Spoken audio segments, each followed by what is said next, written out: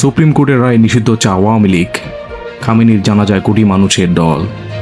গাজায় ফের হামলা চালিয়েছে ইসরায়েল।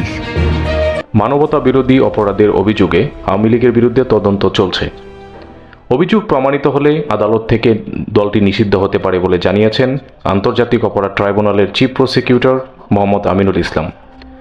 দুপুরে নিজ কার্যালয়ে সাংবাদিকদের তিনি আরও বলেন, স্বাধীনতার পর থেকে বিভিন্ন বিতর্কিত কর্মকাণ্ডে জড়িত রয়েছে দলটি।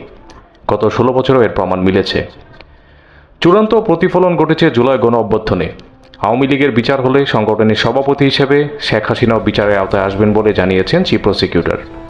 সে কারণেই আওয়ামী লীগ সংগঠন হিসেবে কোনো অপরাধ করেছে কিনা এটা অবশ্যই তদন্ত হওয়ার প্রয়োজন। এবং শেখ হাসিনার যে সাজা হয়েছে, কিন্তু প্রধানমন্ত্রী হিসেবে সুপিরিয়র রেসপন্সিবিলিটিস দায় নিয়ে তার শাস্তি হয়েছে। আওয়ামী লীগ সভানেত্রী হিসেবে তার সাজা হয়নি। যখন সংগঠন হিসেবে তার দায় আসবে, তিনি সভানেত্রী হিসেবেও তার সেই ভূমিকা এটা সেপারেটলি বিচারের আওতায় আসবে বলে জানিয়েছেন চিফ প্রসিকিউটর। গত জুলাই গণ অভ্যুত্থানে দেশ ত্যাগ করেছিলেন সাবেক প্রধানমন্ত্রী শেখ হাসিনা। ছাত্রদের গণ অভ্যুত্থানের কবলে পড়ে তিনি দেশ ত্যাগ করেছিলেন। এখন দল হিসেবে নিষিদ্ধ হওয়ার পথে রয়েছেন আওয়ামী লীগ।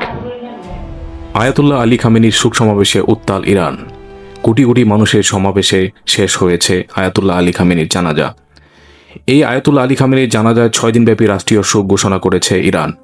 এবং আমেরিকার ধ্বংসযজ্ঞের মাঝেও প্রতিশোধের স্লোগানে উত্তাল রয়েছে আয়াতুল্লাহ আলী খামেনির জানাজায় সমবেত মানুষ।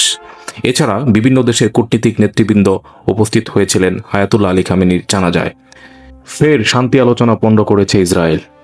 ফিলিস্তিনে একের পর এক ধর্মীয় স্থাপনাগুলোতে হামলা চালিয়েছে ইসরায়েল। গাজার ধ্বংসযজ্ঞের মধ্যে থেকেও শান্তি বিরতিতে কিছুদিন স্থগিত ছিল এই হামলা। এখন নতুন করে আবার হামলা চালাচ্ছে ধর্মীয় স্থাপনাগুলোতে।